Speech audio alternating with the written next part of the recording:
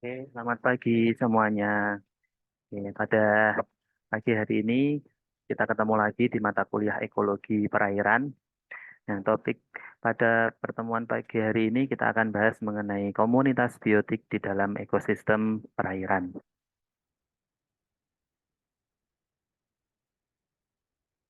Baik, untuk sub PMK di topik ini, di pertemuan kali ini kita akan bahas sub PMK yang kelima, menjelaskan karakteristik komunitas biotik Nekton dan Newston. Untuk sub CPMK yang keenam, komunitas biotiknya perifiton dan plankton. Sub CPMK ketujuh, komunitas biotiknya bentik dan juga bentos. Baik, ini outline-nya. Nah, dari gambar ini bisa kita lihat bahwa Newston, ya.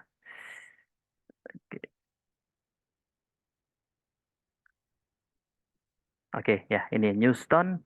eh kita lihat di gambarnya, ya, bahwasanya itu merupakan organisme yang berenang, mengapung di kolom perairan. Ada plankton, nekton, dan juga bentos. Oke, ini organisme-organisme akuatik ini bisa kalian temukan di berbagai macam kolom perairan. Di kolom perairan, dia menempati wilayah yang berbeda, wilayah yang berbeda sesuai dengan tempat hidupnya, sesuai dengan habitatnya. Baik, yang pertama kita akan bahas mengenai Newton. Untuk Newton sendiri, ini merupakan organisme yang berenang, mengapung di permukaan perairan. Distribusinya dia dapat ditemukan di air tawar dan juga sampai ke air laut. Untuk keanekaragamannya terbagi menjadi dua macam. Yang pertama ada Epineuston dan juga Hyponeuston. Selain itu, dia memiliki karakteristik eh, yang sesil ataupun motil. Ya. Kemudian dia juga terdiri dari flora dan juga fauna. Kemudian sejarahnya ya, ini perkembangan mengenai Newton.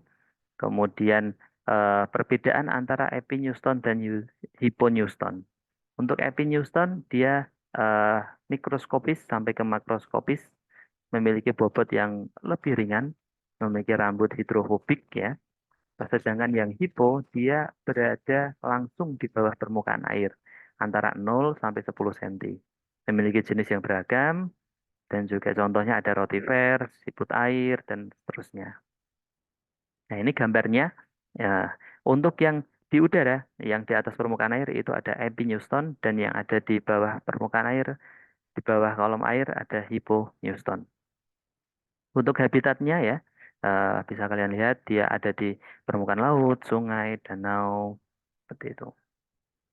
Kemudian ini gambarnya untuk yang hyponeuston dan epineuston. Oke, hyponeuston jadi dia di bawah kolom perairan dan epineuston di atas permukaan perairan. Kelompok organisme yang kedua yaitu ada yang namanya plankton. Nah, mungkin ini sudah tidak asing ya. Plankton merupakan makhluk tumbuhan dan juga hewan yang dia memiliki sifat mengapung, mengambang, atau melayang. Ya, dia juga memiliki kemampuan renang yang sangat terbatas. Makanya dia mengampung, terbawa oleh hanyut oleh arus. Kemudian plankton terbagi menjadi dua kelompok, fitoplankton, plankton yang tumbuhan, dan zooplankton yang hewan. Untuk fitoplankton, dia sama seperti tumbuhan lainnya, dia bersifat autotrofik, dapat membuat makanannya sendiri. Dia juga disebut sebagai produsen primer di perairan laut. Zooplankton, dia heterotrofik, ya, memiliki ukuran yang jauh lebih besar eh, dibanding dengan fitoplankton. Nah, ini dia sangat bergantung oleh fitoplankton karena merupakan konsumennya. Kemudian ukuran plankton, nah ini dibedakan mulai dari yang paling kecil itu ada pikoplankton dengan ukuran 0,2 sampai 2 mikrometer, ada nanoplankton, mikroplankton, mesoplankton, makroplankton, dan juga megaplankton. Selanjutnya, plankton berdasarkan daur hidupnya, dia dibagi menjadi yang pertama ada holoplankton. Ini plankton yang seluruh daur hidupnya adalah sebagai plankton. Contohnya adalah copepod, ada amphipod, kemudian ada juga phytoplankton. Selanjutnya ada meroplankton. Nah, ini kehidupannya sebagai plankton hanya pada tahap awal dari daur hidup. Ya, jadi ketika dia sudah dewasa, dia akan berubah menjadi nekton ataupun bentos. Kemudian kelompok plankton yang ada di laut, yang dominan yang ada di laut, yang pertama ada Basilarioideae dari diatom, ada Dinophyceae, Dinoflagellata, ada Cyanophyceae, blue green algae. Kelompok fitoplankton yang dominan di air tawar ada Cyanobacteria, Chlorophyceae, ada Basilorophyceae, dan Spirophyceae. Berikut ini zooplankton ya. Zooplankton bagi ada yang permanen dan juga ada yang temporary. Permanen berarti dia eh, menetap ya tubuhnya dan juga bentuknya juga menetap, habitatnya, lokasinya. Ada yang temporary berarti dia ketika dewasa dia sudah menjadi nekton ataupun bentos. Hanya pada tahap larva saja dia jadi plankton. Kemudian selanjutnya ada yang namanya perifiton. Perifiton di sini merupakan sejenis alge atau fitoplankton yang menempel pada batu atau substrat di dasar sungai. Perifiton dapat tumbuh pada substrat alami dan juga buatan. Dia juga mampu melakukan yang namanya fotosintesis.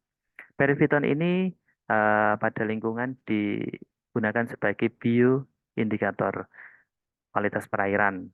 Ya, faktor yang mempengaruhi dari perifiton yang pertama ada faktor suhu, arus, kekeruhan, kemudian ada unsur hara, nitrat, amonium, oksigen, pH, dan juga ada interaksi dengan organisme lain berupa grazing invertebrata. Jenis-jenis perifiton yang pertama berdasarkan jenis substratnya, dia epilitik, dia menempel pada batuan, epipelik pada sedimen, epipitik dia menempel pada batang dan juga daun. Kemudian ada epizoik menempel pada hewan. Berdasarkan bentuk, dia berbentuk filamen, kerak, lapisan tipis, dan juga berupa endapan.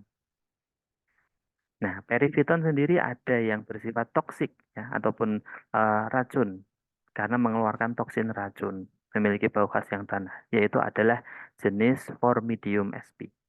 Berikut gambarnya eh, Formidium sp. Kelompok selanjutnya yaitu nekton. Nekton di sini hewan yang mampu berenang secara aktif di perairan dan dia mampu melawan arus. Dia memiliki alat gerak sehingga pergerakannya tidak tergantung pada arus. Kebanyakan dari nekton adalah karnivor dan juga predator. Jenis nekton di sini yang pertama ada chordata, ada molluska, dan juga arthropoda. Adaptasi nekton di kolam perairan itu adaptasi buoyance atau daya apung, dia eh, kemampuan untuk tetap berada di kolam perairan tanpa tenggelam ya. Contohnya ini bentuk adaptasi ikan sebagai nekton ya. Cartilaginous fish, ikan bertulang rawan. Dia memiliki lemak untuk mengurangi densitas tubuhnya. Bonyfish, ikan bertulang sejati, memiliki gelembung renang. Ya. Kemudian nekton ikan. Nah, ikan berdasarkan habitatnya dibagi menjadi tiga, epipelagis antara permukaan sampai 150 meter, mesopelagis 150 sampai 2000 meter, dan basipelagik dan juga apisopelagik ini yang ada di laut dalam. Berikutnya nekton molluska cephalopoda. Ini dikenal dengan eh, ada contohnya adalah nautilus, cumi-cumi, dan juga gurita. Gurita. Oke, ini contoh eh, gurita raksasa. Kemudian nekton arthropoda. Nah, ini arthropoda kaki beruas, ya, berbuku-buku. Kemudian ini pelagic shrimp ya, nah, true nekton jenis. Nah, ini udang memiliki peranan penting sebagai sumber protein bagi trofik level yang lebih tinggi. Contohnya ada lobster ini. Nah, ini ada ikan sebelah. Ini nekton atau bentos, teman-teman. Ini adalah nekton, dia ikan. Kemudian bentos di sini dia menempel pada sedimen atau pada substrat perairan. Hidup di zona bentik dan juga sesil atau motil. Contohnya ada spons, terumbu karang, kerang, dan lain sebagainya. Jenis organisme bentik ada epifauna dan juga infauna. Untuk epifauna dia organisme yang menempel di dasar perairan. Contohnya ada terumbu karang, tritip, echinodermata, dan juga spons. Untuk infauna, contohnya ada polychaeta, bivalve, dan juga spincula. Nah, ini bentuk kesimpulannya untuk newston, plankton, nekton, dan juga bentos. Ya, nah, referensinya dan sini berikut tugas mandirinya. eh Pembagian kelompok, oke, kita bagi kelas ini kita bagi menjadi 6 kelompok, ya. Penduduk pengerjaannya buatlah paper yang terdiri dari cover, pembahasan dan juga referensi, buatlah bahan presentasinya, kemudian topik pembahasannya, ya.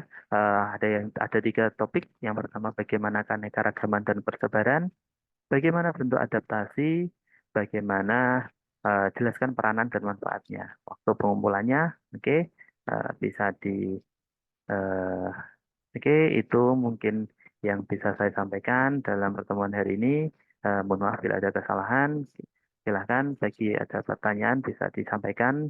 Kita buka sesi diskusi dan juga tanya jawab. Terima kasih. Sekian dari saya. Wassalamualaikum warahmatullahi wabarakatuh.